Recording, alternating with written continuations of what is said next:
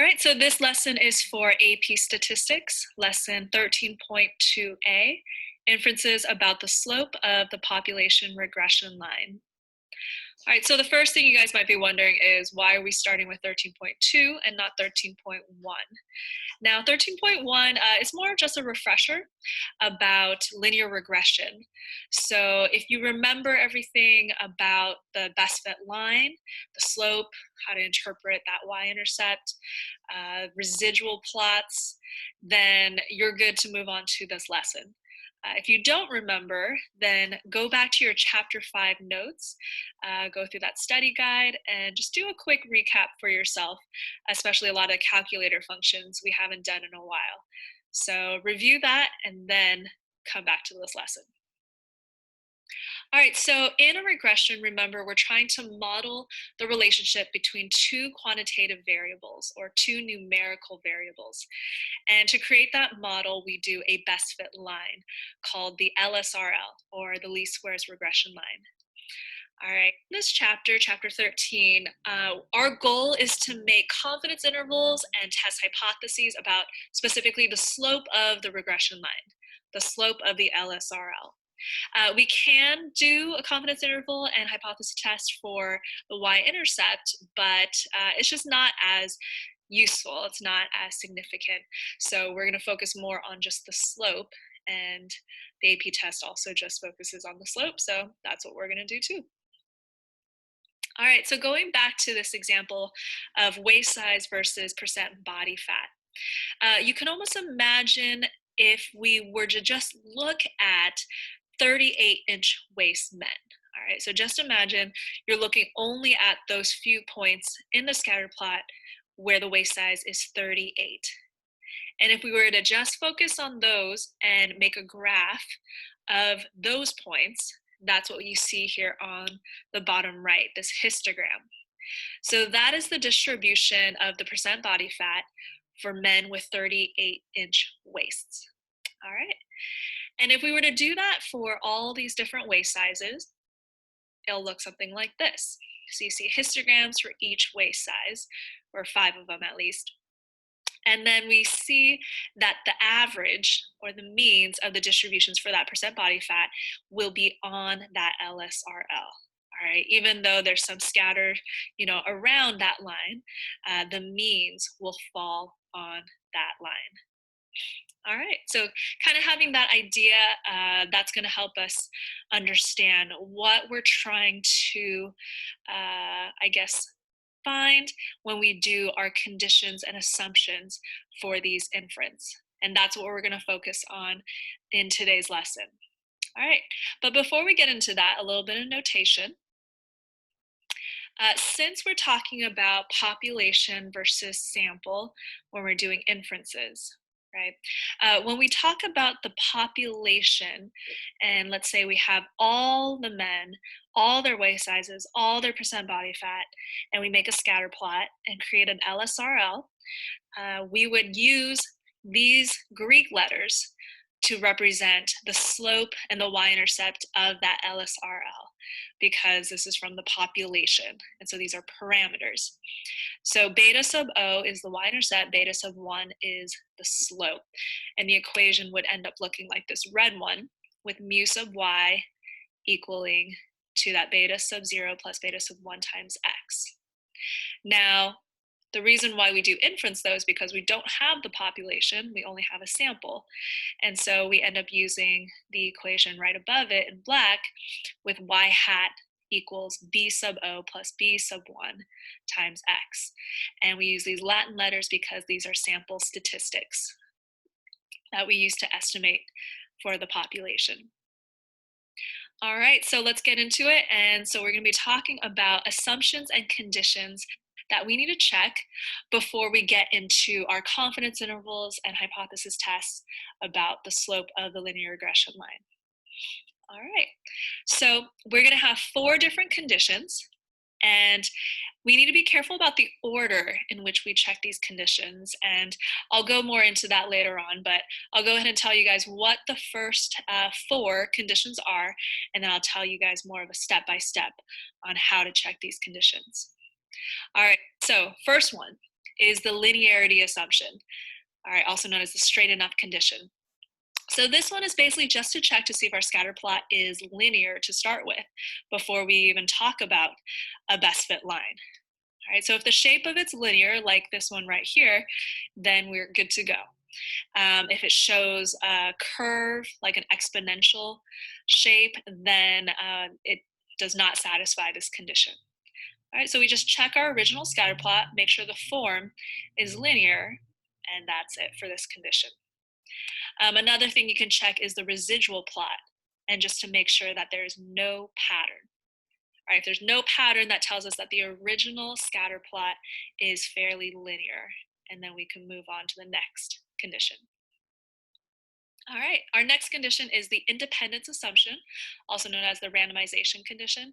And this is just to make sure that one point is not influencing another point, or one person is not influencing another point. And so we check this just using the randomization condition that you guys are used to, that we've done for every single inference that we've done ever. And so just check to see if it is a random sample or if it is a representative sample from the population. All right, and that you just check with the context of the problem. All right, our third condition is the equal spread assumption. Does the plot thicken? So specifically, we're talking about the residual plot. We want to make sure that the residuals are nice and evenly spread, like the one right here. All right, so it's evenly spread. It's not clumped in one area. Imagine just, you are spreading peanut butter on toast and you want just that nice, even spread across. What you don't want to see is something like this, where it's very condensed on one end and then super spread out on the other end. So this is not even spread. All right, and again, these are residuals. We're checking the residual plots when we're looking at these scatter plots. All right, and our last one is the nearly normal condition. And this is checking a histogram of the residuals. So you're gonna make a histogram on your calculator of the residuals and just making sure that it is fairly normal. So unimodal, roughly symmetric. A lot of times it might look a little more skewed, but again, just roughly symmetric. And then we're good with this condition. All right, so these are our 4 conditions to check before we do confidence intervals and a hypothesis test for our slope. So we have these 4, and of course, we have an acronym for you to help you remember these 4 conditions. So just remember line. All right, so very appropriate to our topic. And the L stands for linear, so the linearity assumption, making sure that our scatter plot is fairly linear. The I stands for independent, or random sample. The N stands for normally distributed residuals, And the E stands for even spread of residuals, All right, so if all 4 conditions are met, then this is what happens. All right, so this is what we want to see. At each value of X, there's a distribution of Y values that follows a normal model, and each of these normal models is centered on the line and has the same standard deviation. All right, so all that means is that each of those histograms, or each of these curves, will be fairly normal at each of the waist size, okay? And that all the means fall on the LSRL.